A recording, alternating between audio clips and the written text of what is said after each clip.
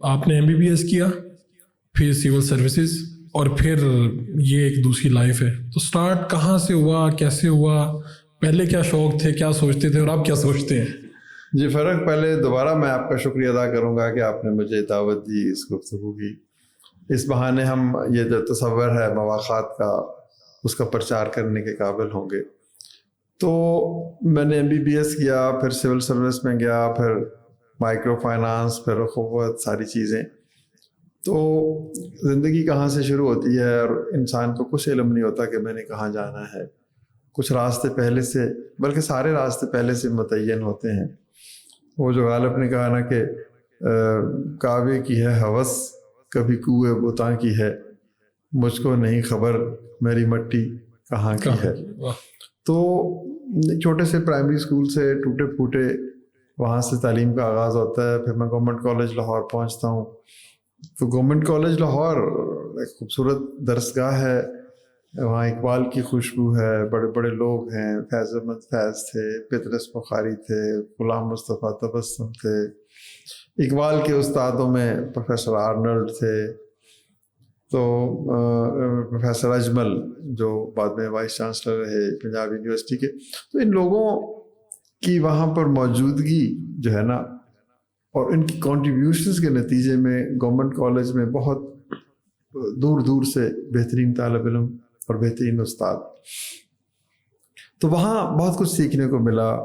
پڑھنا اپنی جگہ پر، لیکن ایک تربیت اور ایک وہاں کا جو ماحول تھا، اس سے آپ کی شخصیت میں نکھار آتا ہے.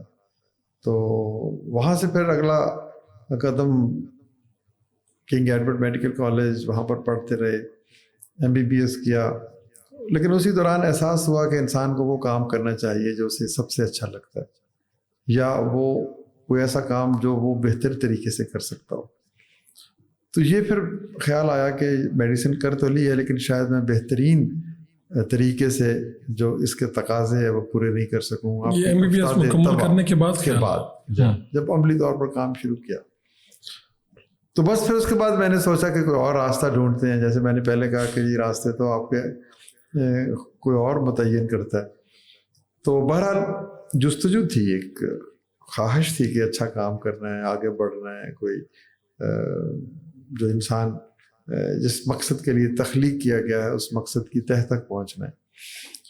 تو پھر ایک راستہ نظر آیا کہ سول سروس چلتے ہیں، وہاں پر بھی بڑی خدمت کے مواقع ہوتے ہیں. خدمت کے ساتھ پھر عزت بھی ہے، نیک نامی بھی ہے. تو یوں میں سول سروس میں آ گیا. تو 17-18 سال یہاں کام کرتا رہا. تو اسی دوران مجھے پڑھنے کے لیے امریکہ جانے کا بھی موقع ملا. 2-2.5 سال میں وہاں رہا. تو وہاں جا کر ایک اور کینوس آپ کے سامنے آتا ہے، ایک نئی دنیا سامنے آتی ہے.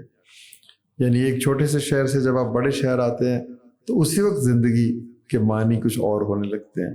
تو جب آپ ایک تیسری دنیا کے ملک سے نکل کے ایک ترقی یافتہ ملک میں جاتے ہیں تو آپ حیران رہ جاتے ہیں کہ یہاں یہ ترقی کیسے ہوئی.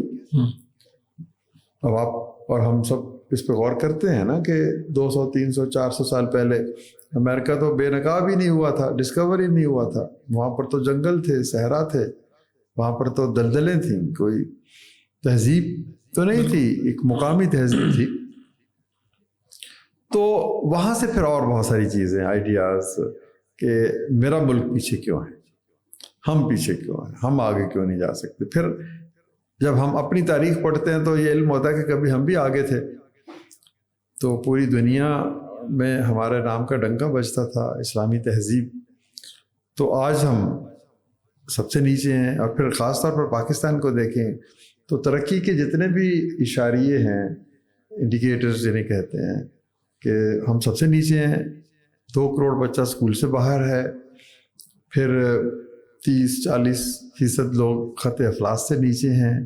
صحت کی سہولت نہیں ہے، سماجی انصاف نہیں ہے. تو بچوں کی سٹنٹنگ ہے، گروتھ میں ایشوز ہیں. تو پھر یہ کمپیریٹیو جو انالیسس ہوتا ہے نا، یہ پھر آپ کو کبھی تو مایوس کر دیتا ہے اور کبھی پھر آپ کو یہ انسپریشن بھی دیتا ہے کہ نہیں، میں نے ہتھیار نہیں پھینکنے، میں نے ایسا بننا ہے. ٹھیک ہے. تو یوں وہاں سے بھی بہت کچھ سیکھا. پھر واپس آئے تو پھر خیال آیا کہ بھائی وہی خیال جو میں نے آپ کو پہلے کہا تھا کہ وہ کام کرنا چاہیے جو اچھا کر سکتے ہیں. تو یہ احساس ہوا کہ نہیں، سول سروس سے باہر بھی ایک دنیا ہے، اس کے اپنے امکانات ہیں، اس کے اپنے چیلنجز ہیں، اس کی اپنی ماحول ہے، اس کے اپنے وہاں پر بھی بہت کام ہو سکتا ہے.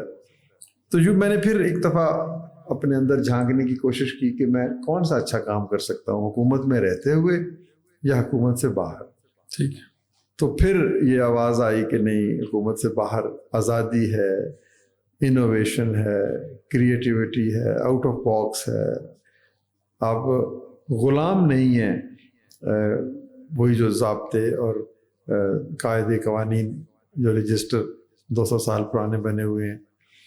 تو پھر یہ ریزائن کر دیا. تو بہت سے لوگوں نے مذاق اڑایا کہ آپ بھائی یہ تو کون ہے آج کل کوئی پٹواری کی نوکری نہیں چھوڑتا، آپ اچھی بھلی نوکری چھوڑ رہے ہیں. لیکن اگر آپ کے اندر کنوکشن ہو نا، اپنے خوابوں پہ یقین ہو اور اللہ تعالیٰ سے امید کا رشتہ آپ کا مضبوط ہو، تو پھر وہ فیصلہ اللہ تعالیٰ آپ سے درست کرواتے ہیں.